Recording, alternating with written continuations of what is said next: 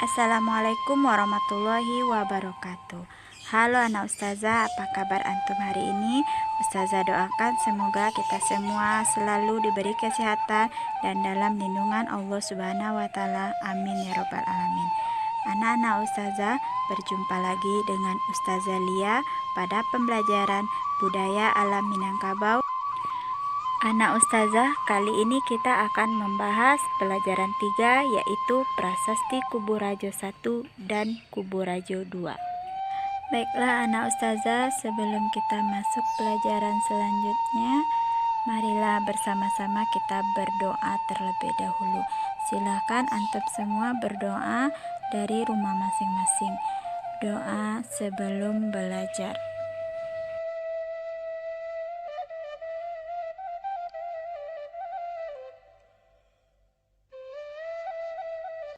Anak ustazah, pada pelajaran kali ini kita akan membahas prasasti Kubu Rajo 1 dan 2. Tujuan pembelajaran kita hari ini adalah 1.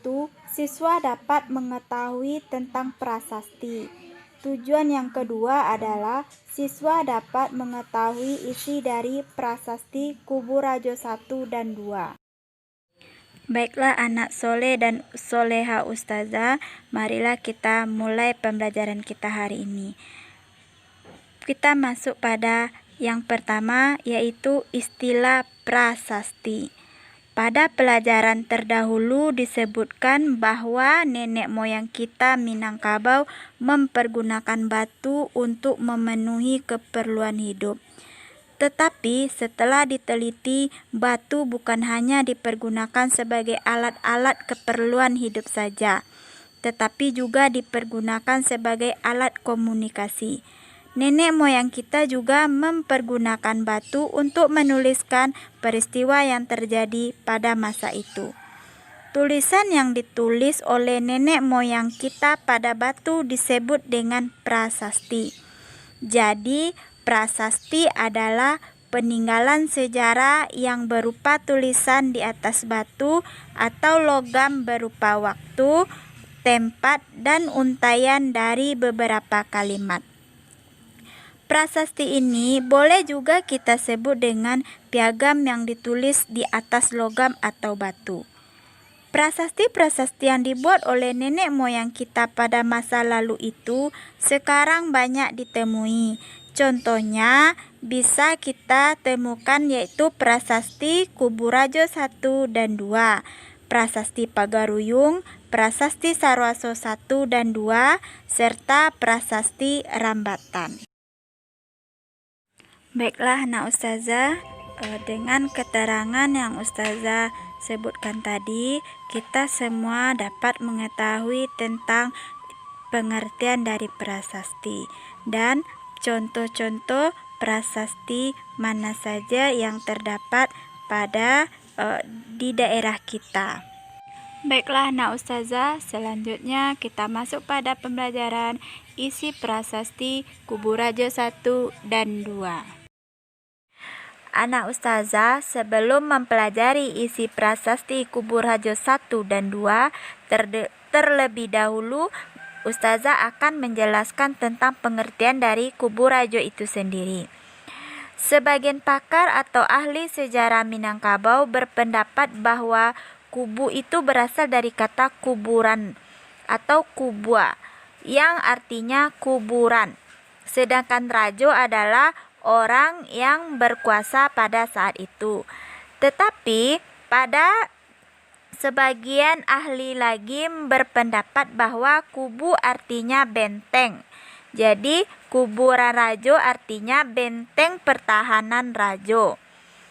Kubu Rajo dibuat pada masa pemerintahan Raja Adityawarman dengan tulisan Sangsekerta yang terletak di desa Kubu Rajo, itu dekat kota Batu Sangkar. Tentu anak-anak ustazah semua sudah tahu bukan di mana prasasti Kubu Rajo tersebut. Tempatnya berada di Limakaum. Nanti pada suatu kesempatan antum semua boleh berkunjung ke prasasti Kubu Rajo untuk lebih mengenal tentang prasasti tersebut. Anak Ustazah, apa saja isi dari prasasti Kubu Rajo 1 dan 2 itu? Mari kita bahas bersama-sama. Anak Ustazah, coba perhatikan gambar yang muncul di depan antum semua. Itu adalah prasasti Kubu Rajo 1 yang berisikan yang pertama adalah Aditya Warman disebut sebagai Kenaka Medinendra. Maksudnya Aditya Warman raja di negeri emas. Negeri emas itu sendiri adalah Pulau Sumatera.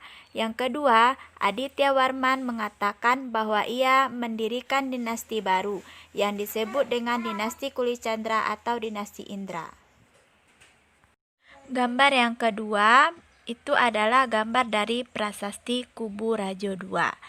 Pada prasasti ini berisikan pernyataan yang hanya berisi puji-pujian saja kepada Aditya Warman. Jadi, isi prasasti Kubu Rajo 2 ini berupa puji-pujian saja atau yang baik-baik saja kepada Aditya Warman. Baiklah anak soleh dan soleha semuanya, pada keterangan yang telah Ustazah berikan tadi, Ustazah harap antum semua dapat mengerti dan memahami tentang prasasti Kubu Rajo 1 dan 2. Baiklah anak Ustazah semua, demikianlah pembelajaran kita hari ini. Semoga apa yang Ustazah berikan hari ini kepada antum semua ada manfaatnya.